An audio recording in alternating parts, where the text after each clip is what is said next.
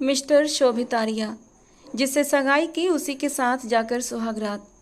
उसके बाकी के शब्द उसके मुंह में ही रह गए। शोभित आर्या ने आगे बढ़कर अपने होठों से उसके लबों पर ताला लगा दिया। धीरे धीरे वो उसके होठों की नरमी चुराने लगा तो वो स्तब्ध रह गई। 6 महीने बाद वो इस स्पर्श को महसूस कर रही थी। क्या हुआ, इतना पैनिक क्यों हो रही हो? पहली बार तो नहीं छू रहा। 6 महीने तक शोभित ने उसे छुआ तक नहीं था और बजे था उसका 5 महीने का बेबी मिसकैरेज। इतना कहते ही वो पूरे हक से कि तभी अचानक आर्या हाउस में इस वक्त बहुत भावुक सा माहौल था। सबकी आंखें इंतजार में डूबी हुई थीं। पापा जी बार बार अपनी नम आंखों को पोंछ रहे थे। उनके चेहरे पर कई दुख लिखे हुए थे जो शायद आज खत्म होने वाले थे, जबकि सिया भी पत्थर सी आंखों से बार बार दरवाजे की ओर देख रही थी। उस सितमगर का इंतजार कर रही थी जो आज से 3 महीने पहले उसे दर्द देकर चला गया था। उसने लाख अपने दिल को समझाया कि वो उस पत्थर दिल इंसान का इंतजार नहीं करेगी, उसकी मोहब्बत अपने दिल से नोच कर फेंक देगी, लेकिन वो नाकाम रही। लाख कोशिश करने के बावजूद भी वो उसकी मोहब्बत को दिल से जुदा नहीं कर पाई और आज बेचैन निगाहों से दरवाजे की ओर टकटकी बांधे उसी का इंतजार कर रही थी। माहौल पर एक अलग ही किस्म की उदासी छाई हुई थी। मम्मी जी भी आंखें बंद किए हुए बैठी थीं। हाथों में पकड़ी माला के दाने धीरे धीरे गिरते जा रहे थे। हवेली में घूमते हुए नौकरों के चेहरे भी उत्साह से भरे हुए थे। सभी दबे स्वर में एक दूसरे से बातें कर रहे थे। पूरे 3 महीने बाद शोभित आर्या वापस अपने घर आने वाला था।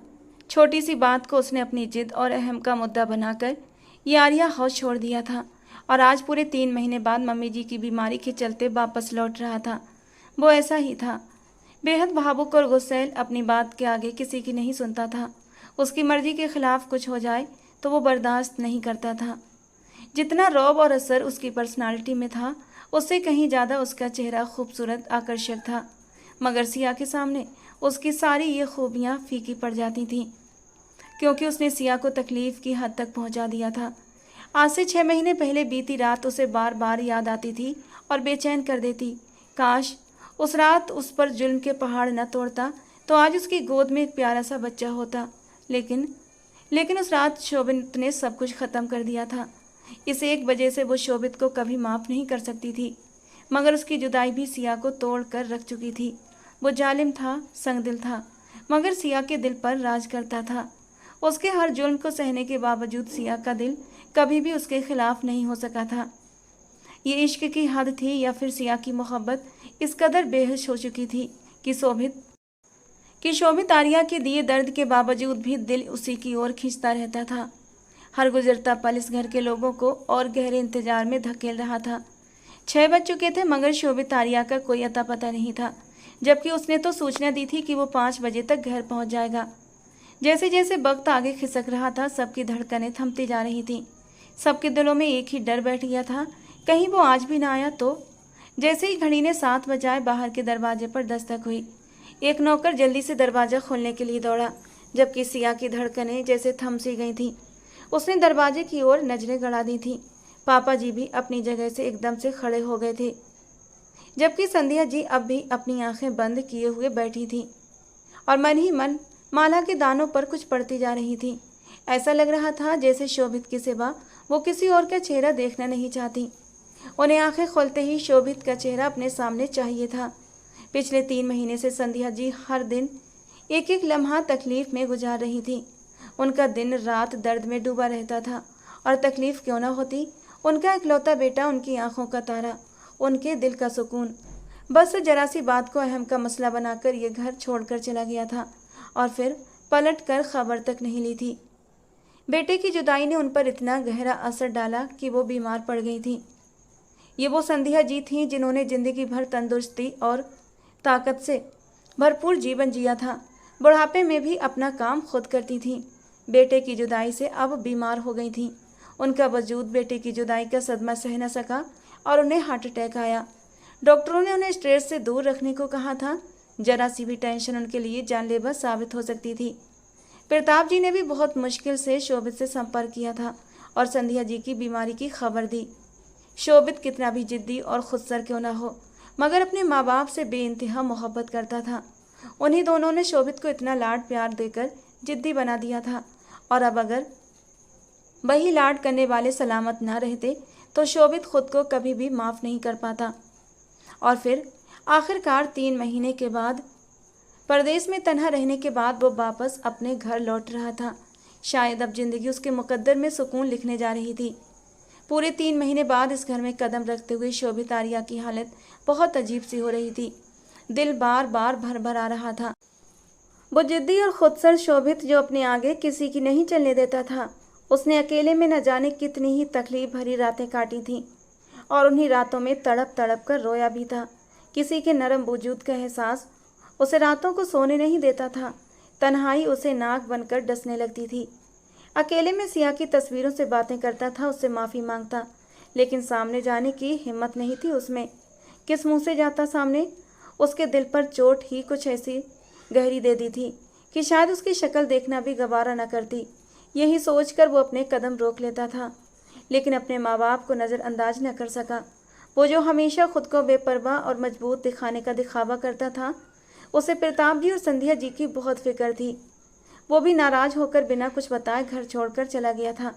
घर वालों ने उसके जाने को उसकी जिद और अहंकार समझा था, मगर असलियत क्या थी इसका पता किसी को नहीं था और ना ही उसने कभी बताने का इरादा किया था। जैसे ही शोभित ने घर की चौखट पर कदम रखा, आगे प्रताप जी स्वागत के लिए खड़े थे। अपने इकलौते बेटे का चेहरा देखते ही प्रताप जी वहीं सोफे पर बैठते चले गए थे। उनके पैरों में इतनी भी ताकत नहीं बची थी कि आगे बढ़कर अपने बेटे को गले से लगा सके। शोभित ने प्रताप जी की हालत देखी और अपने फैसले पर उसे गहरा अफसोस हुआ, मगर जैसे ही उसकी नज़र अपनी माँ संध्या जी पर पड़ी, उसके पैरों तले से जमीन खिसक गई। वो बहुत कमज़ोर हो गई थी, जैसे बरसों से बीमार हों। उसने घर के हर सदस्य को दुख दिया था। सिया की वहाँ मौजूदगी को भी वो अब तक सह चुका था, मगर चाहकर भी उसकी ओर देख न सका। वो सीधा संध्या जी के गला लगा और फूट फूट कर रोने लगा। अभी वो प्रताप जी के पास पहुंचा ही था कि प्रताप जी की नज़र घर में दाखिल होती एक लड़की पर पड़ी। पापा जी, ये सारा है। मैं इससे सगाई कर चुका हूँ। कुछ ही समय में मेरी और सारा की शादी का इरादा है, मगर मम्मी का फ़ोन आ गया और मुझे इमरजेंसी में यहाँ आना पड़ा, वरना मैं अपनी नई ज़िंदगी में बस नहीं वाला था और सारा से शादी का पूरा फैसला कर चुका था। सारा यहाँ भारत अपने किसी काम से आ रही थी तो हम दोनों साथ आ गए। ये कुछ दिन हवेली में ही रुकेगी और फिर दिल्ली में अपना काम पूरा करके लखनऊ चली जाएगी, क्योंकि उसके परिवार वाले वहीं रहते हैं। अब मैं जब आ ही गया हूँ तो आप लोगों को भी अपनी शादी में शामिल कर लूँगा। वो बड़े आराम से घर वालों के सर पर जैसे कोई बम गिरा रहा था। प्रताप जी इस बात से पहले ही हैरान थे, मगर शोभित ने जिस अंदाज में उन्हें सारा से अपनी शादी की खबर दी थी, उनका दिल किया कि उसे उठाकर कहीं बाहर फेंक दें। जबकि सिया की आंखें पूरी तरह पत्थर हो चुकी थीं। इससे पहले कि शोभित की उस पर नज़र पड़ती, वो उठकर खड़ी हुई और मुंह फेरते हुए तेजी से अपने कमरे की ओर भाग गई, इस डर से कि कहीं उसकी आंखों से बहते आंसू शोभित की नज़रों में ना आ जाएं। उसने सिया की भावनाओं को बिल्कुल ही रौंद डाला था, मगर अब वो खुद को उसकी नज़रों में और जलील नहीं करना चाहती थी। कितना कठोर दिल था शोभित का। पहले तो उसने सिया की ज़िंदगी को दर्द की परछाई बना दिया, उसकी सारी खुशियाँ छीन ली। शोभित की वजह से वो मौत के मुंह से वापस लौटी थी, मगर फिर भी उसने उसका इंतज़ार किया था, और अब जब वो लौटा तो उसे अपनी दूसरी शादी की खबर दे रहा था। कितनी आसानी से उसने कह दिया कि कानों में जैसे कोई तूफान की पुकार भर दी हो। शायद लड़कियां ही होती हैं जो अपनी मोहब्बत और वफा की इंतहा कर देती हैं। वो रोते हुए यही सोचती जा रही थी। दिल एकदम से हर चीज़ से उचाट हो गया था। मैं जा रही हूँ ये घर छोड़कर, दोबारा कभी भी वापस नहीं आऊँगी। इतने वक्त के इंतज़ार का यही सिला मिला मुझे। मैं जो दिन रात उसके लिए तड़पती रही, वो मेरे साथ ऐसा करे। अगर ये बात मुझे पहले पता होती तो मैं कब की उसे छोड़कर जा चुकी होती। सिया की आंखों से आंसू लगातार बह रहे थे। साथ ही साथ वो अलमारी से कपड़े निकाल निकाल कर बेड पर रखे ब्रीफकेस में भरती जा रही थी। कपड़े रखने के बाद जब वो ड्रेसिंग टेबल पर आई और वहाँ से सामान उठाने लगी, तो कमरे के दरवाजे के बीचों बीच खड़े शोभित आर्या को देखकर वो बुरी तरह से चौंक उठी। आंखों से आंसू थम गए और दिल एकदम जोर से धड़का, मगर उसका धोखा याद आते ही उसने अपनी नज़रें फेर लीं। सिया की आंखों में शोभित को नफरत साफ साफ दिखाई दी। वो जल्दी से उसके पास आकर खड़ा हुआ और कहने लगा, ये तुम क्या कर रही हो? सिया ने उसकी बात का कोई भी जवाब नहीं दिया, वो चुपचाप अपना काम जारी करती रही। उसे जवाब न देते देख शोभित को बहुत पीड़ा हुई। उसने दरवाजा बंद किया और सिया की कलाई पकड़कर एक झटके से अपनी ओर मोड़ लिया। नाजुक सी सिया अपने हल्के से जिस्म को संभाल नहीं पाई और शोभित के सीने से जा टकराई। शोभित ने उसकी कमर को अपने दोनों बाजुओं में कसकर थाम लिया। छोड़िए मुझे, किस हक से मेरे करीब आ रहे हैं? हक की बात मत करो सिया, तुम अच्छी तरह जानती हो कि मैं तुम पर क्या हक रखता हूँ। पत्नी हो मेरी, मैं जब चाहूँ जैसे चाहूँ तुम्हारे करीब आ सकता हूँ। वो उसके नाजुक से होठों पर अपनी उंगलियों से पकड़ बनाते हुए बोला था और सिया ने उसका हाथ झटक दिया। वो हक अब आप किसी और को देने जा रहे हैं और मुझे ऐसे मर्द की ज़रूरत नहीं जिसे औरत सिर्फ और सिर्फ अपने जिस्म की प्यास मिटाने के लिए चाहिए। जैसे कि पहले मेरे साथ अपने अंदर की आग को शांत किया, मुझे दुख देकर, मुझे तकलीफ़ देकर, और अब मुझसे मन भर गया उसके बाद अब वो दूसरी लड़की। लानत है तुम पर और तुम्हारी मोहब्बत पर। जा रही हूँ मैं ये घर छोड़कर। सिया की बात पर शोभित की आंखें गुस्से से लाल हुई थीं। उसकी पकड़ उसकी नाजुक कमर पर और भी तेज हो गई। दर्द के मारे सिया सिसक उठी थी। मेरी मोहब्बत को हवस का नाम मत दो सिया। मैं मानता हूँ मेरी मोहब्बत थोड़ी अलग हटकर है, जुनूनी मोहब्बत है मुझे, और मैं उस मोहब्बत में हर हद पार कर जाता हूँ। बस इतना ही कसूर है मेरा, लेकिन मेरी मोहब्बत सच्ची और साफ है। हवस का रंग उसमें शामिल नहीं। और रही बात सारा की, तो ये सब कुछ करने पर तुमने मुझे मजबूर किया है। तुम्हें बताना चाहता हूँ कि दुनिया में सिर्फ तुम पर आकर ज़िंदगी ख़त्म नहीं हो जाती।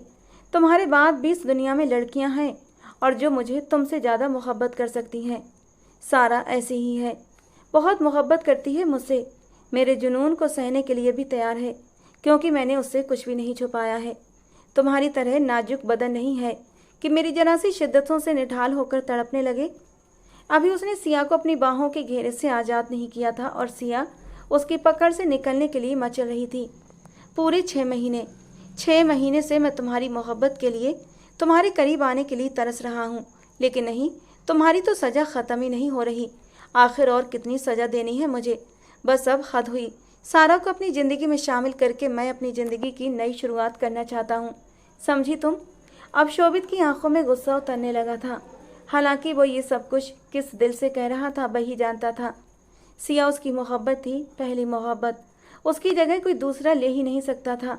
लेकिन जिद्दी और अना में डूबा इंसान अपना ही नुकसान करता है, और यही नुकसान शोभित आर्या भी उठाने वाला था, अपनी मोहब्बत से हाथ धोकर किसी दूसरी लड़की को अपनी ज़िंदगी में शामिल करके।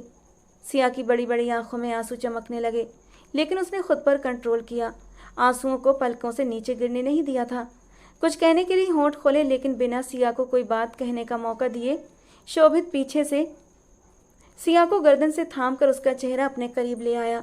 उसके नरम गुलाबी होंठ, जो कब से शोभित का ध्यान अपनी ओर खींच रहे थे, अब वो उसके होंठों से अपनी प्यास बुझा रहा था। कितनी शिद्दत से वो उसके होंठों का रसमान कर रहा था। सिया को अपनी सांसें उखड़ती महसूस हुई थीं। वो अपना गुस्सा सिया के नाजुक होंठों पर निकाल रहा था, या फिर ये जाम उसे पूरे 6 महीने के बाद मिला था, इसलिए इतनी ज़्यादा शिद्दत थी, कहना मुश्किल था। कितनी ही देर की तड़प थी जो अब सुकून में बदल रही थी। शोभित को पिछले 6 महीनों में एक पल के लिए भी चैन नहीं मिला था, और वो हर जगह सुकून ढूंढता फिरा, मगर दिल उतना ही बेचैन होता गया। आज जब सिया को अपनी बाहों में भरा, तो जैसे शोभित के वजूद में शांति सुकून की लहरें दौड़ने लगीं। अब उसे समझ आ गया कि वो पूरी दुनिया घूम ले, मगर जो सुकून उसे सिया की मौजूदगी देती है, वो उसे कहीं और मिल ही नहीं सकता। सिया को बाहों के घेरे में लिए हुए मदहोशी की हालत में वो उसके चेहरे पर झुक गया, और उसके होंठों से होता हुआ उसके चेहरे पर जगह जगह अपने होंठों का एहसास छोड़ने लगा। वो भूल चुका था कि अभी कुछ देर पहले वो सारा के साथ अपनी नई जिंदगी की शुरुआत की बात कर रहा था। उसे इस वक्त सिर्फ और सिर्फ सिया की मौजूदगी हवाओं में उड़ाने के लिए काफ़ी थी। बेकरार होते हुए वो उसकी गर्दन से नीचे की ओर बढ़ा था, और उसकी साड़ी का पल्लू कंधे से हटा। उसके दिए दर्द को सिया अपनी धड़कनों पर सह नहीं पाई, और सिया की हालत बिगड़ने लगी। उसने जैसे ही कमर पर शोभित की पकड़ ढीली महसूस की, उसने उसे जोर का धक्का दिया। शोभित लड़खड़ाकर पीछे हटा, तो सिया ने उंगली उठाकर चेतावनी भरे लहजे में कहा, मुझसे दूर रहो मिस्टर शोभित आर्या। जिसके साथ सगाई की है ना, सुहागरात भी उसी के साथ। इससे पहले कि वो अपने शब्द पूरे करती, शोभित फिर से उसके चेहरे पर झुक गया था और उसके लबों पर अपने लब रख दिए थे। अब सिया उससे दूर झटकने की कोशिश कर रही थी, मगर वो बहुत बेबस हो चुकी थी। शोभित जो पिछले 6 महीने से खुद को समझाता आ रहा था कि अपने जुनून पर कंट्रोल करेगा, सिया के साथ जब भी नाजुक पल बिताएगा, उसके साथ नरमी से पेश आएगा, अब उसके नरम वजूद को महसूस करते ही फिर से सब कुछ भूल चुका था। उसका जुनून फिर से उस पर हावी होने लगा था। वही दीवानापन, वही जुनून जिसने उसका बच्चा तक उससे छीन लिया था।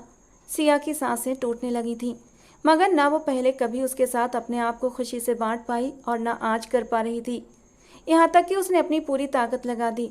शोभित का स्पर्श महसूस करते हुए सिया की सड़क धड़कनें तेज हुईं। वो इस एहसास को महसूस कर रही थी और यह एहसास उसके दिल में एक अनजाना सा दर्द जगा गया था। उसकी आंखों से आंसू बहने लगे। 6 महीने पहले का समय याद करते ही सिया का दिल जैसे टुकड़ों में बट गया। सिया की सिसकियां निकलने लगीं। जब शोभित आर्या पीछे हुआ, क्या हुआ, इतना पैनिक क्यों हो रही हो? मैं तुम्हें पहली बार तो नहीं छू रहा। तुम मेरी पत्नी हो, पूरा हक रखता हूँ तुम पर।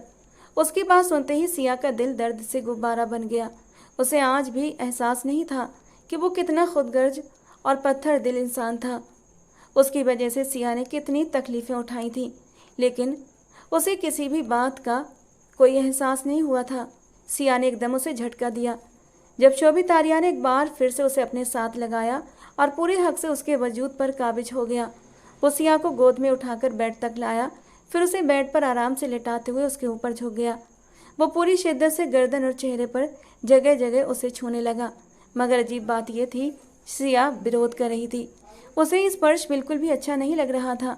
उसका मन कर रहा था शोभित आर्या का मुंह नोच ले या उसे कहीं दूर फेंक आए। उसे इतनी तकलीफ में डालने के बाद वो कहीं चला गया था। इतना इंतजार करवाने के बाद जब लौटा, तब भी आकर उसे सिर्फ और सिर्फ दर्द ही दिया था। और अब उसके वजूद पर ऐसे हक जमा रहा था जैसे कुछ हुआ ही ना हो, जैसे उसने सिया को सिर्फ खुशियां ही दी हों, कभी कोई दुख नहीं दिया हो। जैसे जैसे शोभित आर्या की शिद्दतें बढ़ती जा रही थीं, वैसे वैसे सिया की तकलीफ भी हद से ज़्यादा बढ़ती जा रही थी। वो अपने हाथों से बार बार शोभित के कंधों को नोच रही थी। सिया के इतने तीव्र व्यवहार पर उसे जबरदस्त चिढ़ हो रही थी। गुस्से में खुद पर काबू खोता हुआ वो एक बार फिर से बेकाबू हो गया।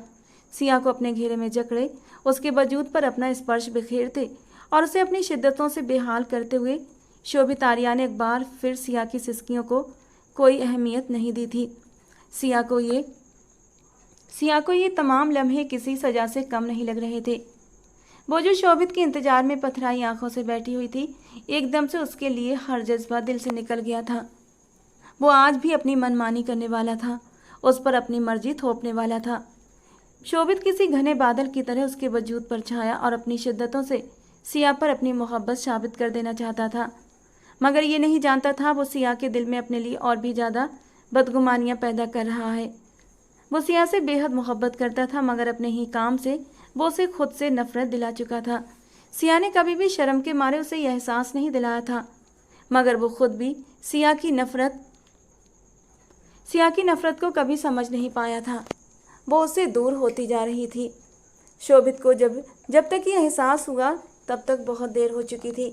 उसने एक बार फिर से सिया और अपने बीच के सारे फासले मिटाने चाहे, मगर वो उसे ऐसी तकलीफ से रूबरू करा गया जिसकी वजह से सिया अब तक निकल नहीं पाई थी। और आज फिर उसने अपने ही अमल से सिया के दिल में बदगुमानियों की जगह और भी ज़्यादा बढ़ा दी। सिया के वजूद पर अपना हक जताने के बाद शोभित आर्या आराम से सो गया, मगर सिया जाग रही थी। वो बेड से उतरी और आने के सामने खड़ी हो गई। उसका ढीला ढाला ब्लाउज पूरी तरह अस्त व्यस्त था, कंधे से सरक चुका था और पीछे से जिप भी खुली हुई थी। बाल बिखरे हुए और गर्दन पर जगह जगह शोभित ने अपनी शिद्दतों के निशान छोड़े हुए थे। सिया ने हाथ उठाया और अपनी गर्दन पर बने उन निशानों पर धीरे धीरे उंगलियां फेरने लगी। शोभित की जबरदस्ती याद करते हुए एक बार फिर से उसकी आंखों से आंसू बहने लगे। उसने कभी भी सिया से उसकी रजामंदी नहीं ली थी, बल्कि हमेशा अपनी मनमानी करता था। आज जब वो उसके सामने किसी और से शादी की बात कर रहा था, तब भी उसने सिया के वजूद पर हक जताते हुए उसे एक निर्जीव चीज समझ लिया था। आंसू सिया की आंखों से टप टप बह रहे थे। उसने दर्द से आंखें बंद कर लीं और वहीं फर्श पर बैठती चली गई। वो जोर जोर से सिसकियों के साथ रोने लगी। कमरे में उसकी सिसकियां गूंजी। तभी शोभित की नींद खुल गई। सिया को फर्श पर बैठकर रोते हुए देखा तो वो बहुत ज़्यादा घबरा गया था। सिया को इस तरह तड़पते हुए रोते देखकर उसका दिल जैसे किसी ने मुट्ठी में खींच लिया हो। वो तुरंत उसके पास आ गया था। क्या हुआ सिया, तुम्हारी तबीयत तो ठीक है ना जान? उसने सिया के पास जमीन पर बैठते हुए उसके दोनों हाथ थामे और उसका चेहरा ऊपर उठाया। उसका चेहरा सिर्फ आंसुओं से भीगा नहीं था, बल्कि उस पर जो पीड़ा लिखी थी वो देखकर शोभित का दिल कांप उठा था। मैं आपसे सिर्फ नफरत करती हूँ, इतनी कि आप अंदाजा नहीं लगा सकते। आपने हमेशा मुझे तकलीफ दी, हमेशा अपनी मनमानी की है। मुझे दर्द देकर शायद आपको सुकून मिलता है। आपको बस अपने सुकून की फिक्र होती है। इस घर में रहकर आपने मुझे बस जिल्लत दी, दर्द दिया, और फिर जरा सी बात को आपने अहम का मसला बनाकर घर छोड़ दिया। और अब जब लौटे हैं तब भी मुझे आपसे सिर्फ दर्द ही मिला। मुझे समझ नहीं आता कि इतनी तकलीफ के बाद भी मैं जिंदा कैसे हूँ। मुझे तो इस दर्द में मर जाना चाहिए था। न जाने जिंदगी में ऐसा कौन सा पाप कर दिया था मैंने, जिसकी सजा के तौर पर आप मेरे जीवन साथी बने हैं। मुझे आपके स्पर्श से घिन आती है। मुझे वो पीड़ा याद आती है जब मैं चीखती रही, सिसकती रही, मगर आप पर कोई भी असर नहीं हुआ था। और उसका नतीजा ये हुआ कि मेरी पूरी जिंदगी तबाह हो गई। जब तुम किसी और को अपनी ज़िंदगी में शामिल करने का फैसला कर चुके हो तो जाओ, खुशी से उसे अपनी ज़िंदगी में शामिल कर लो। मेरी तरफ से आज़ाद हो जाओ शोभित आर्या, मैं तुम्हें नहीं रोकूंगी। सिया ने आज रोते हुए अपने दिल की सारी भड़ास निकाल दी थी और शोभित को आज सही मायनों में एहसास हुआ था कि उसने अपनी ज़िंदगी की सबसे बड़ी गलती सिया से दूर जाकर की थी। फिर उसे अपनी सगाई के बारे में बताकर एक और गलती की। वो सिया से झूठ पर झूठ बोलता जा रहा था। हाँ, कुछ बातों में उसका कसूर था, मगर सिया की हर तकलीफ का जिम्मेदार वो पूरी तरह से नहीं था। कुछ दर्द तो सिया की किस्मत में भी लिखे हुए थे, जिन्हें उसे अपनी जान पर सहना था, मगर सिया हर तकलीफ का जिम्मेदार सिर्फ शोभित को लगा रही थी। और ये बात भी सच थी कि शोभित ने खुद ही वो सारी तकलीफ़ें अपने सर चुपचाप ले ली थीं। आज सिया की आंखों में अपने लिए नफरत देखकर शोभित को लग रहा था कि सब कुछ खत्म हो गया है। सिया की आंखों में जो अजनबीपन और बेगानापन था वो शोभित के दिल को चीर रहा था। उसका वजूद सुन्न होने लगा और थक हार कर उसके पहलू में गिर पड़ा। हालात इस कदर संगीन हो चुके होंगे, अगर ये उसे पहले पता होता तो वो बहुत पहले ही लौट आया होता। सिया भी जारो कतार रो रही थी। उसकी आंखों से बहते आंसुओं में शोभित का दिल भी धीरे धीरे डूबता जा रहा था। ठीक है, अगर तुम्हें लगता है कि मैं तुम्हारी तमाम तकलीफ़ों का जिम्मेदार हूँ, मैं तुम्हें सिर्फ दर्द दे सकता हूँ, तो बताओ तुम मुझसे क्या चाहती हो। तुम जो भी फैसला करोगी वो मुझे मंजूर होगा। मैं अपनी मर्जी तुम पर नहीं थोपना चाहता। मैं बहुत शर्मिंदा हूँ, तुमसे माफ़ी चाहता हूँ, और अब जो तुम कहोगी वही होगा। सिया ने बेख्याली में सर उठाकर शोभित के चेहरे की ओर देखा। उसकी आंखें लाल हो रही थीं, आंखों के नीचे काले घेरे थे और चेहरा पीला लग रहा था। वो पहले की तुलना में बेहद कमज़ोर लग रहा था। क्या वो बीमार था? इस नए ख्याल ने सिया के दिल में जगह बनाई, मगर इससे पहले कि वो कुछ पूछती, शोभित एक झटके से उठकर खड़ा हुआ और नम लाल आंखों के साथ कमरे से बाहर चला गया, जबकि सिया एक बार फिर से रोने लगी। अगली सुबह वो बेहद उदास और भारी मन से नीचे उतरी थी। शोभित, सिया, सारा, मम्मी और पापा सब नाश्ते की टेबल पर मौजूद थे, मगर सबके होंठों पर सन्नाटा था। सब एक दूसरे से नजरें चुरा रहे थे। शोभित ने सारा से ना तो सगाई की थी और ना ही शादी करने वाला था, बल्कि उसने सिर्फ सिया को तड़पाने के लिए घर में झूठ बोला था। उसे लगा था कि सिया जब शोभित और सारा की शादी का सुनेगी तो गुस्से में फट पड़ेगी, चिल्लाएगी और अपने पिछले 6 महीनों का सारा गुस्सा निकाल देगी, और फिर रोते हुए शोभित के सीने से लग जाएगी और उसे कहेगी, दूसरी शादी मत करो, मैं हूं ना तुम्हारे लिए। हम दोनों एक दूसरे के साथ मिलकर जिंदगी की नई शुरुआत करेंगे। मगर इसके उलट हुआ था सब कुछ। वो और भी चुप हो गई थी। पापा जानते थे कि सारा की शादी उसके मंगेतर से हो रही है, जिसका नाम राहुल था, और 6 महीने पहले ही राहुल और सारा की एंगेजमेंट हो चुकी थी। दोनों इंग्लैंड में रहते थे और वो मुंबई में अपना वेडिंग फ़ोटोशूट करवाना चाहती थी। इसीलिए शोभित आर्या के साथ आई हुई थी, ताकि इंतजाम कर सके और बाद में अपने परिवार को बुला सके। वो सब कुछ अपनी मर्जी से करना चाहती थी, इसीलिए उसके घर वालों ने अरेंजमेंट करवाने के लिए उसे खुद ही भेज दिया था।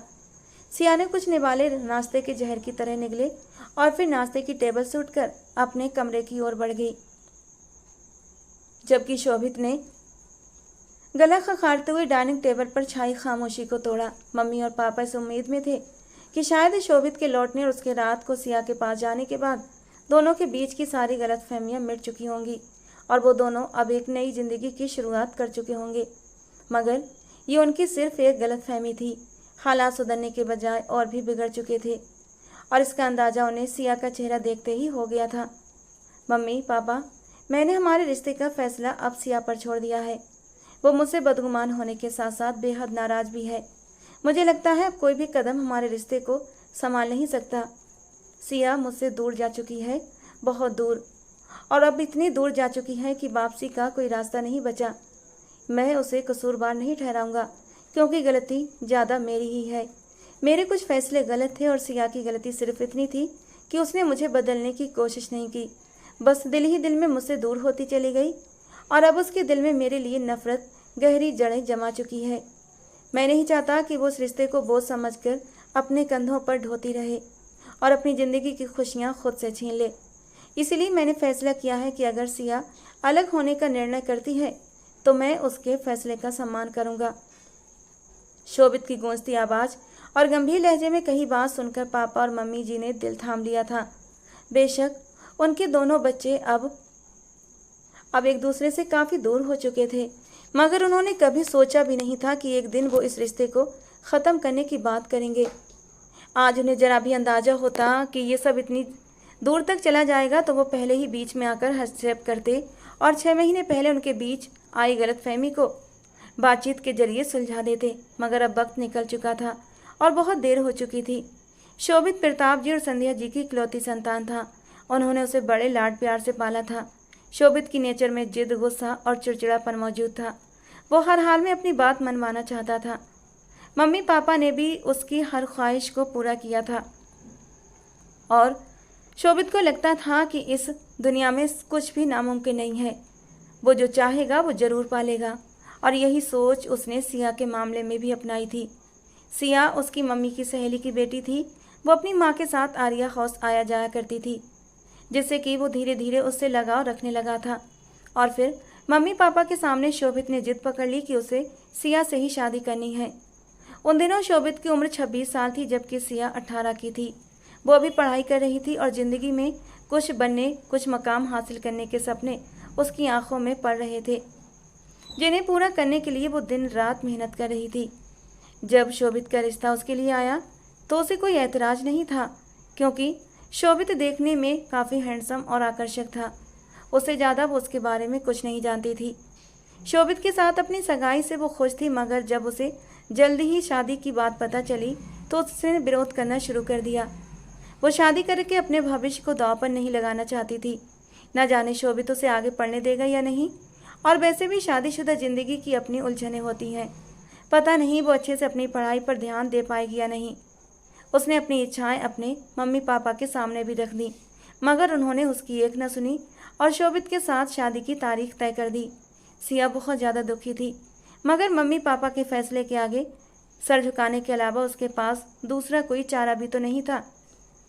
लेकिन उसने शोभित को कॉल लगा दिया, अपने आगे पढ़ने की बात रखी और फिर शोभित को कोई ऐतराज़ नहीं था। उसने साफ कह दिया कि तुम शादी के बाद भी पढ़ना चाहो तो पढ़ सकती हो, मुझे कोई ऐतराज़ नहीं होगा। और सिया खुशी के मारे खिल उठी थी। लेकिन उसके साथ ही शोभित ने एक शर्त रखी थी। फाइनल एग्ज़ाम के बाद उसकी शादी थी और उसके बाद वो कम से कम 1 साल तक किसी कॉलेज में एडमिशन नहीं लेगी, सिर्फ और सिर्फ शोभित को टाइम देगी। ये सारा साल हमारा हनीमून पीरियड होगा। सिया को एतराज़ तो था, लेकिन ये उसके लिए गनीमत था कि उसे पढ़ाई करने का मौका मिल रहा था। लेकिन उसे दुख भी था कि उसका 1 साल खराब हो जाएगा।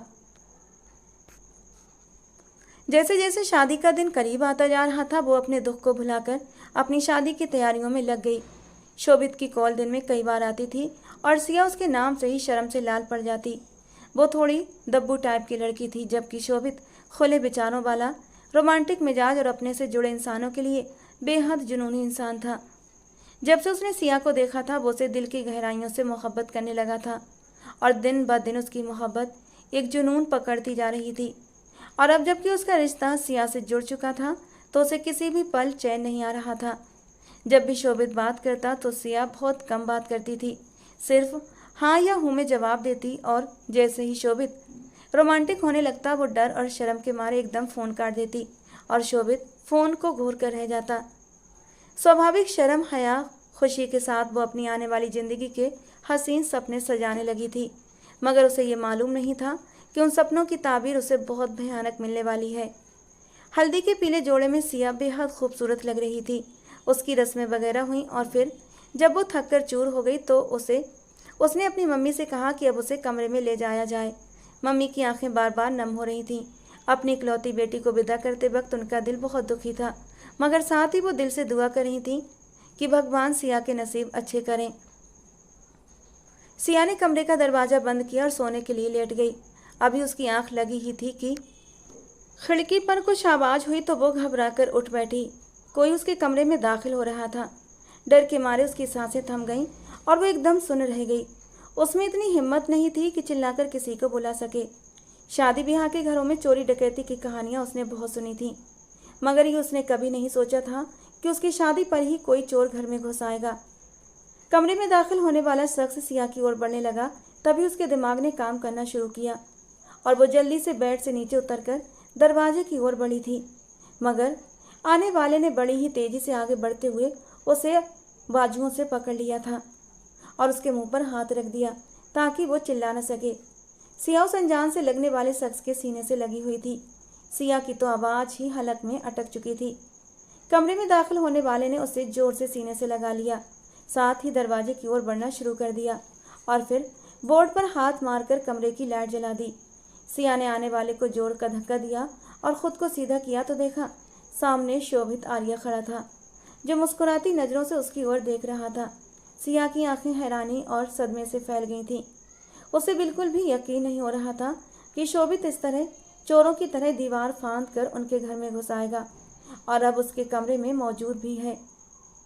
वो बहुत ही प्यार भरी निगाहों से सिया को देख रहा था, जबकि सिया की आवाज़ डर के मारे गले में ही अटकी हुई थी। बहुत मुश्किल से सिया ने पूछा, आप यहाँ क्या कर रहे हैं और अंदर कैसे आ गए? आपको किसने आने दिया अंदर? घर मेहमानों से भरा हुआ है, प्लीज़ आप यहाँ से चले जाएं। अगर किसी ने आपको यहाँ देख लिया तो न जाने क्या समझेगा। ये मेरी इज्जत का सवाल है, प्लीज़ यहाँ से जाइए। सिया शोभित आर्या से विनती करती हुई बाकायदा रोने वाली हो गई, जबकि शोभित के दिल में उसका मोहक रूप तूफान मचाया जा रहा था। वो छोटे छोटे कदमों से सिया की ओर बढ़ने लगा। सिया के चेहरे पर डर के मारे हवाइयाँ उड़ रही थीं, मगर शोभित को इस बात की कोई भी परवाह नहीं थी। वो धीरे धीरे चलता हुआ सिया के करीब आया और उसकी कमर में हाथ डालते हुए उसे अपने पास खींच लिया। बस एक दिन रह गया है हमारे मिलन में, तब मैं खुद पर काबू नहीं रख पाऊंगा और ना ही तुम्हें किसी बात का डर या भय होगा। उसके माथे पर होंठ रखकर शोभित ने उसके कान में एक मीठी सी सरगोशी की थी। शर्म और हया के गहरे एहसास के साथ सिया खुद में सिमट गई। शर्म और हया का खूबसूरत संगम सिया के चेहरे पर बिखरा देख शोभित और भी बेसुध हो गया और उसने उसके गाल पर होंठ रख दिए। यार बस अब जल्दी से मेरे करीब आ जाओ, अब ज़्यादा सब्र नहीं होता। एक एक पल गिन गिन कर गुजार रहा हूँ हमारी मिलन की रात के लिए। वो उसकी गर्दन में चेहरा छुपाते हुए गर्म सांसें छोड़ता हुआ बुरी तरह बेखुद हो रहा था। उसके लब मचल उठे थे सिया के लबों को छूने के लिए, लेकिन उसने खुद को संभाल लिया था।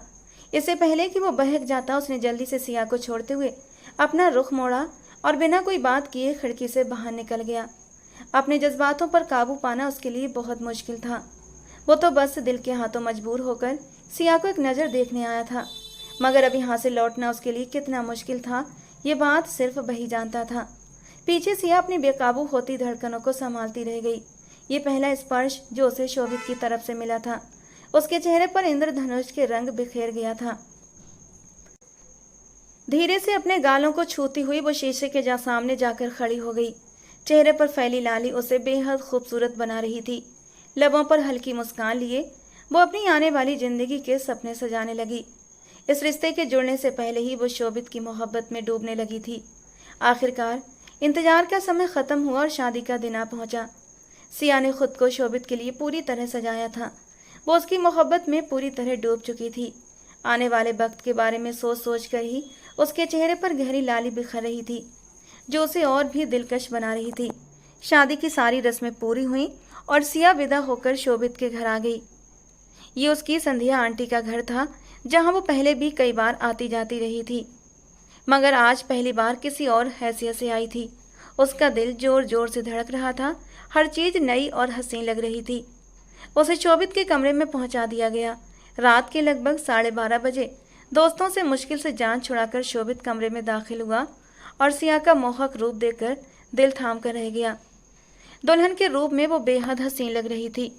शोभित आर्या ने मुंह दिखाई की चैन सिया की नाजुक से गले में पहनाई और भारी ज्वेलरी से उसके गले को आजाद कर दिया। दुपट्टा एक तरफ रखते हुए उसने झुककर सिया की गर्दन पर अपने दहकते हुए होंठ रखे थे। शोभित के होंठों का स्पर्श गर्दन पर महसूस करते हुए सिया के बदन में एक चिंगारी सी दौड़ गई थी। उसका वजूद कांप उठा, दिल जोरों से धड़क उठा था। उसकी माथा पट्टी उतारते हुए शोभित ने उसके माथे पर अपने होंठ रखे। कानों से झुमके उतारते हुए बारी बारी दोनों कानों को छू लिया।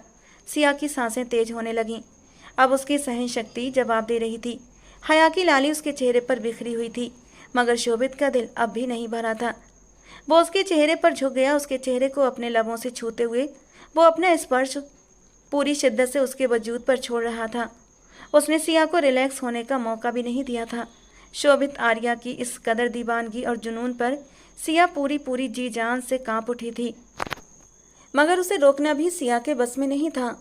शोभित ने उसके वजूद को हर पर्दे से आज़ाद किया और उसके वजूद पर अपनी शिद्दतों से निशान बना डाले। सिया का मासूम चेहरा और उसका मक्खन जैसा वजूद देखकर वो एकदम दीवाना सा हो गया था।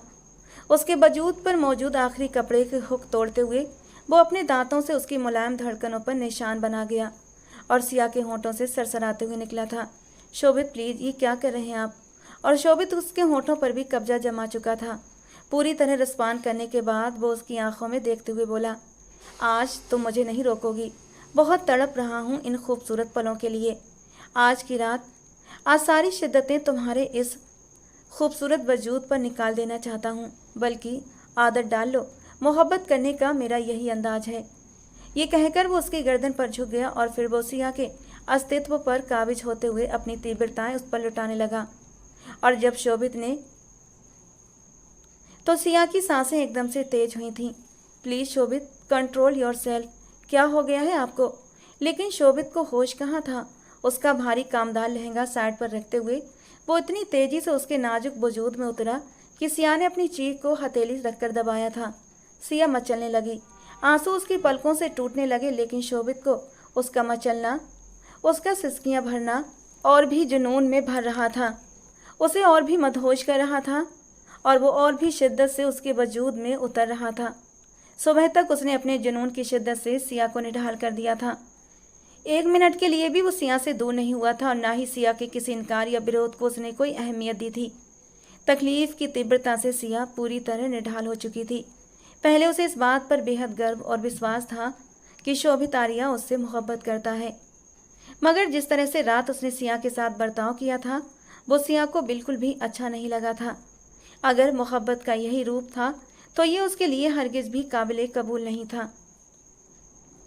सुबह 4 बजे जाकर शोभित आर्या उसे अपनी बाहों में लेकर सो चुका था और निढाल सी सिया उसके सीने से चिपकी लेटी थी। सुबह के टाइम मंदिर में घंटे और आरती की आवाज़ सुनाई दी तो वह धीरे से शोभित की बाहों से निकली थी। सिया बिस्तर से उठी और नहाने के बाद पूजा करने लगी। काफ़ी देर तक भगवान के चरणों में बैठकर अपना मन हल्का करती रही। पूजा समाप्त करके वो फिर से बेड पर शोभित आर्या के पास आकर बैठ गई और तभी शोभित की आँख खुल गई। उसके गीले बालों को मुट्ठी में लेते हुए उनकी खुशबू को महसूस किया और फिर सिया को खींचकर अपने ऊपर गिरा लिया। Good morning my sweet wife, क्या हाल है? मेरे साथ ज़िंदगी की इस कदर सुबह के लिए ढेर सारी शुभकामनाएं। शोभित ने सिया को अपने साथ नई जिंदगी शुरू करने की बधाई दी और सिया बस मुस्कुराकर रह गई। आज दोनों का स्वागत समारोह था और सारी रस्में पूरी होने के बाद शोभित एक बार फिर कमरे में उसके सामने था और अपनी भावनाओं की तीव्रता से आज फिर सिया को थकाने लगा। कल रात की तरह आज की रात भी सिया के लिए बेहद तकलीफ भरी थी। शोभित उम्र में सिया से 8 साल बड़ा था और सिया तो बहुत ही मासूम और नाजुक थी। शोभित का शरीर मजबूत और गठीला था, बिल्कुल किसी पहलवान की तरह, जबकि सिया उसके सामने एकदम छुई मुई सी लगती थी। वो शोभित की इतनी तीव्रताएं सही नहीं कर पा रही थी, मगर फिर भी वो उसे मना नहीं कर पा रही थी। वो जिस तरह प्रेम और समर्पण के साथ अपने जज्बात जाहिर करता, सिया उसे नाराज नहीं करना चाहती थी और ना ही उसका दिल तोड़ना चाहती थी। इसीलिए वो अपने शरीर की पीड़ा को चुपचाप सहती रही। बस शोभित में यही एक कमी थी, जब भी वो उसके करीब आता तो जुनून की हद तक आ जाता था और बाकी शोभित का रवैया उसके साथ बहुत अच्छा होता था। पूरी रात उसके कानों में मीठी मीठी सरगोशियाँ करता, उसे खुश रखने का वादा करता और उसकी प्यार भरी सरगोशियाँ सुनकर सिया अपनी तकलीफ भुलाकर उसके चौड़े सीने पर सर रखकर आंखें मूंद लेती। उसे सुकून मिलता था शोभित की बाहों में। फिर रीति रिवाजों के अनुसार सिया को 3-4 दिन के लिए मायके जाने की अनुमति मिली। शोभित ने इस बात पर बहुत हल्ला मचाया, मगर संध्या जी के सामने उसकी एक न चली। हमें समाज के सामने भी तो सर उठाकर चलना है ना, तुम तो बिल्कुल ही पागल हो गए हो। आजकल की नादान औलाद का तो भगवान ही मालिक है। संध्या जी ने उसे समझाने के साथ साथ थोड़ा डांटना भी जरूरी समझा। अपनी माँ की बात सुनकर शोभित आर्या मुंह बनाकर रह गया था। उसे ये बात बिल्कुल भी पसंद नहीं आई थी, मगर वो उनके सामने और ज़्यादा बेहयाई नहीं दिखा सकता था। उसने घूर कर सिया की ओर देखा, जिसने एक बार भी मायके जाने से इनकार नहीं किया था। जब वो कमरे में अपना सामान लेने आई तो शोभित उसके पीछे पीछे आया था।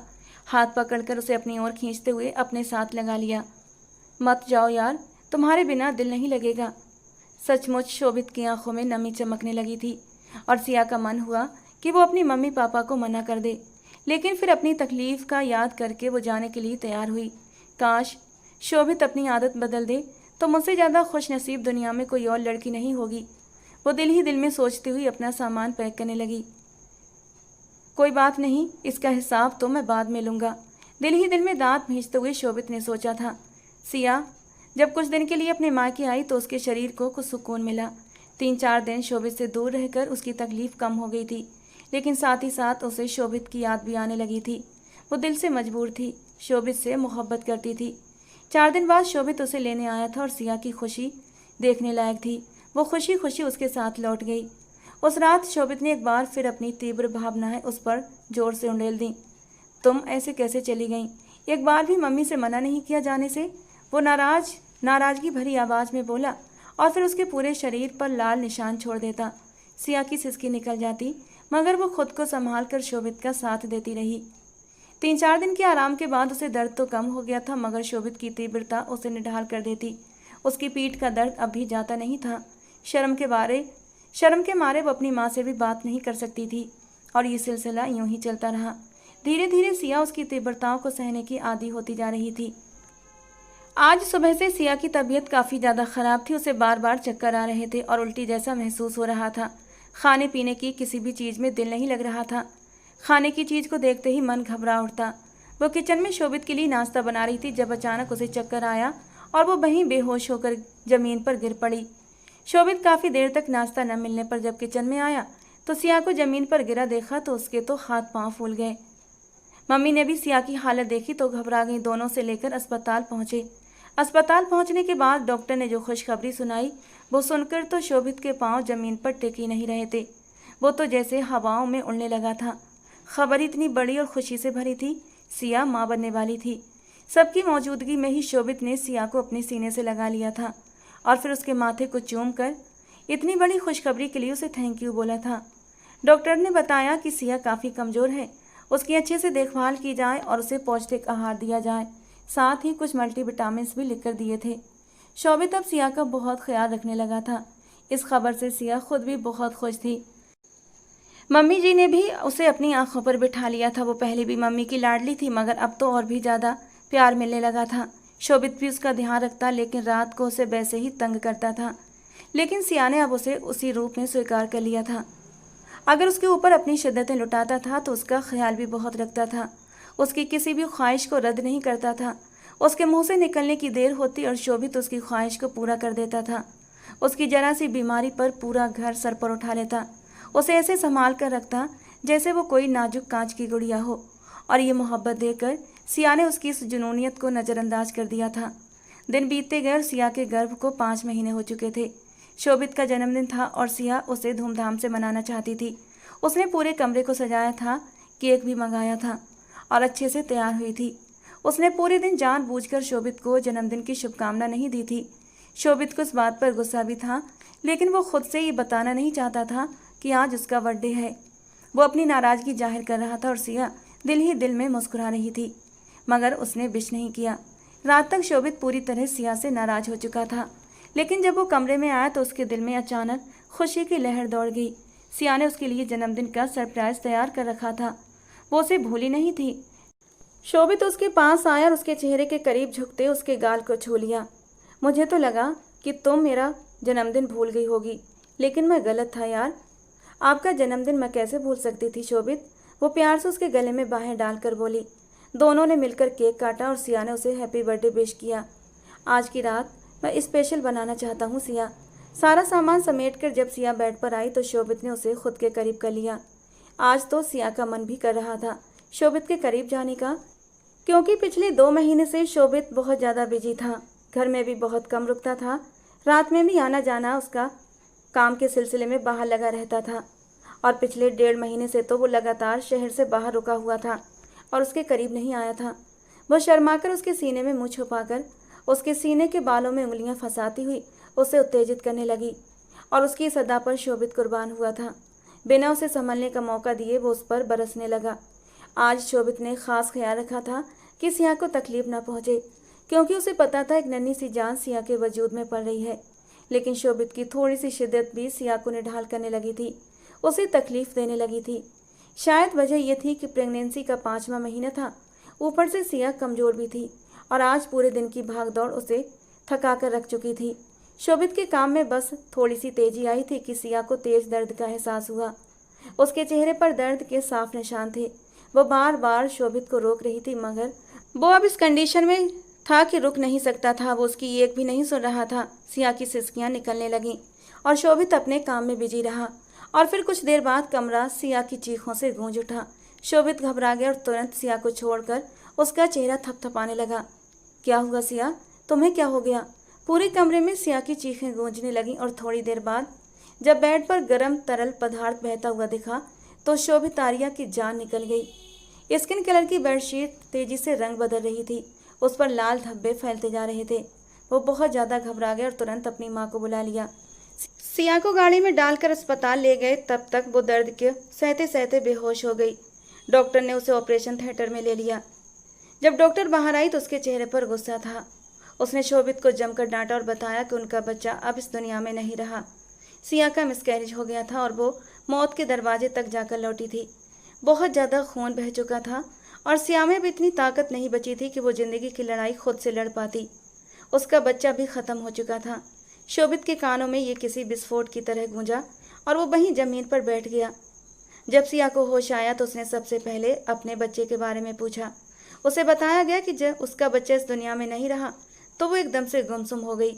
एक चुप्पी जो उसके होंठों पर लग चुकी थी अब टूटने का नाम नहीं ले रही थी। सब उसे पुकार पुकार कर थक चुके थे, मगर सिया की हालत का पता चलने पर उसके मम्मी पापा भी आ गए थे, मगर सिया ने उनसे भी कोई बात नहीं की थी। वो सदमे की हालत में थी। उसे घर तो ले आए मगर उसकी चुप्पी नहीं टूटी। धीरे धीरे वक्त गुजरने लगा और सिया भी थोड़ा संभल गई, मगर अपने बच्चे को वो नहीं भुला पाई। भुलाती भी कैसे? 5 महीने तक उसने अपने अंदर एक नन्ही सी जान को महसूस किया था। क्या उसे भूल पाना इतना आसान था? शोभित ने भी कई बार उसे बुलाया, उसे माफ़ी मांगी, मगर उसकी हालत में कोई बदलाव नहीं आया। वो खाली खाली नज़रों से बस शोभित को देखती रहती थी। जितनी तकलीफ उस इंसान ने उसे दी थी उसके बाद तो उसे चाहिए था कि वो शोभित को छोड़कर चली जाती, मगर उसने ऐसा सोचा तक नहीं था। शोभित अब चुप हो गया था और उसका पहले से ज़्यादा ख्याल रखता, मगर एक बदलाव सिया ने उसमें महसूस किया था। अब वो उसके पास नहीं आता था। सिया के मिसकैरेज को 3 महीने हो चुके थे, मगर फिर भी शोभित ने उसके करीब आने की कोशिश नहीं की थी। एक दिन वो सिया के लिए एक सुंदर सा सूट तोहफे में लाया, मगर सिया ने उस तोहफे की तरफ दूसरी बार देखा तक नहीं। शोभित चाहता था कि वो सूट पहनकर तैयार हो जाए, क्योंकि वो उसे अपने एक दोस्त के घर एक दावत में लेकर जाना चाहता था। जबकि सिया को ऐसा लगता था कि शायद आज फिर उसकी रात तकलीफ़ों में गुजरेगी। शोभित को उस पर पूरा हक था और वो उसे मना भी नहीं कर सकती थी, मगर अब सज धज कर उसके लिए तैयार होना सिया के बस से बाहर था। उसे अपने बच्चे की मौत भूले नहीं भूलती थी। इस मामले में वो हद से ज़्यादा बेबस हो चुकी थी। शाम को जब शोभित कमरे में आया तो उसने सिया को वैसे ही सादे कपड़ों में देखा। उसने शोभित द्वारा लाया गया सूट नहीं पहना था। सिया, तुमने अभी तक कपड़े क्यों नहीं बदले? मैं तुम्हारे लिए इतनी खूबसूरत ड्रेस लेकर आया था ना, वो पहन लो जल्दी से, जाओ शाबाश। शोभित ने बहुत मीठे लहजे में कहा। तभी सिया ने आंखें उठाकर उसकी ओर देखा। नहीं, मुझे आपके लाए हुए कपड़े नहीं पहनने। आपको मेरे शरीर की ज़रूरत है ना, तो आप अपनी इच्छा वैसे भी पूरी कर सकते हैं। आपको क्या फ़र्क पड़ता है कि मैं तकलीफ़ में हूँ या आपको किसी बात से मना कर रही हूँ? ये पहला इतना लंबा वाक्य था जो इन 3 महीनों में सिया ने शोभित से कहा था। शोभित एक पल के लिए सन्न खड़ा रह गया। फिर उसने सिया से बहस करना शुरू कर दी। सिया चुपचाप सिर झुकाए बैठी रही, जबकि शोभित गुस्से में बोलता चला जा रहा था। मम्मी ने भी शोभित को डांटना शुरू कर दिया और कहने लगी, सिया की हालत तो देखो, वो मानसिक रूप से परेशान है, उसने अपनी संतान को खोया है। मम्मी की बात सुनकर शोभित का गुस्सा फूट पड़ा। अगर इसने अपनी संतान को खोया है तो मैंने भी खोया है, लेकिन यह है कि इसकी चुप्पी खत्म नहीं हो रही। मैं दीवानों की तरह इसके आगे पीछे घूमता हूँ, लेकिन इसे कोई परवाह नहीं। शोभित गुस्से में चीखने लगा और बात इतनी बढ़ गई कि पापा को बीच में दखल देना पड़ा और शोभित को डांटना पड़ा, जिससे शोभित और ज़्यादा आपे से बाहर हो गया और घर छोड़कर चला गया। और अब वो अपनी माँ की बीमारी की वजह से पूरे 6 महीने बाद लौटा था और सिया को चिढ़ाने के लिए सारा को अपने साथ लेकर आया था। लेकिन जब वो सिया के करीब हुआ तो पुराने जज्बात मचल उठे। मोहब्बत जो दिल में दबाने की कोशिश की फिर से सर उठा चुकी थी और वो सिया के वजूद में गुम हो गया था। लेकिन सिया एक बार फिर उससे बदजन हो चुकी थी। 3-4 दिन सिया की चुप्पी की भेंट चढ़ गए। उस रात के बाद शोभित ने फिर सिया के कमरे की ओर रुख नहीं किया था। 5वें दिन शोभित ने तलाक के कागजात लाकर सिया के सामने रख दिए। ये लो, मैंने तुम्हारे फैसले का सम्मान किया है। अगर तुम इन पर साइन कर दो तो बाद में मैं भी कर दूंगा। शोभित वो पेपर सिया के कमरे में रखकर वापस पलट ही रहा था कि सिया अचानक दौड़ती हुई आई और शोभित के गले लग गई। गलती भी आपकी थी। मेरे मना करने और तकलीफ में होने के बावजूद आपने ज़बरदस्ती की। हमने अपना बच्चा खो दिया। फिर 3 महीने तक आपने कोई कोशिश नहीं की मेरे पास आने की। फिर एक छोटी सी बात को मुद्दा बनाकर आप घर छोड़कर चले गए। क्या मेरी तकलीफ़ आपको नज़र में इतनी छोटी थी कि आप मुझे इस तरह छोड़कर चले जाते? आपने सारा से सगाई की बात सुनाकर भी मुझ पर अपनी मनमानियाँ थोप दी, तो मैं क्या करती? आप तो मुझे अपनी ज़िंदगी से ही निकालना चाहते थे। आप चाहें तो सारा से शादी कर लें, लेकिन मुझे तलाक मत दें। मैं आपसे बहुत प्यार करती हूँ। मैंने अपने बच्चे को खोया है, लेकिन अब आपको खोना नहीं चाहती। शोभित ने अपने बाजुओं का घेरा सिया के चारों ओर बांध दिया और उसके सिर पर अपने होंठ रख दिए। मैं सारा से शादी नहीं कर रहा, मैं तो सिर्फ मजाक कर रहा था। मुझे लगा मेरी दूसरी शादी की बात सुनकर तुम लड़ोगी, झगड़ोगी और हम दोनों के बीच सब कुछ ठीक हो जाएगा, लेकिन तुमने तो घर छोड़ने का फैसला कर लिया। और फिर मेरे पास आने पर भी तुम्हें मेरी मोहब्बत महसूस नहीं हुई, बल्कि तुमने उसे वासना का नाम दे दिया। पहले 3 महीने मैं इसीलिए तुम्हारे पास नहीं आया था क्योंकि मुझे तुम्हें खोने से डर लगने लगा था। घर भी इसलिए छोड़ा क्योंकि मैं तुम्हें फिर से कोई तकलीफ नहीं देना चाहता था। मैं अपनी गलतियों पर शर्मिंदा था, लेकिन मेरा यकीन करो सिया, उस रात मैं तुम्हें तकलीफ नहीं देना चाहता था। मैंने खुद को कंट्रोल किया हुआ था, लेकिन फिर भी वो सब कुछ हो गया। शोभित का लहजा दुखी भी था, जबकि सिया बार बार माफ़ी मांगती। शोभित ने उसके हाथ थामकर अपने होठों से लगा ली और बोला, नहीं, माफ़ी तो मुझे मांगनी चाहिए। मैंने तुम्हें इतने महीनों तक तकलीफ दी। हमारे रिश्ते में दोनों की मर्जी ज़रूरी थी, लेकिन मैंने सिर्फ अपनी मर्जी तुम पर थोपी।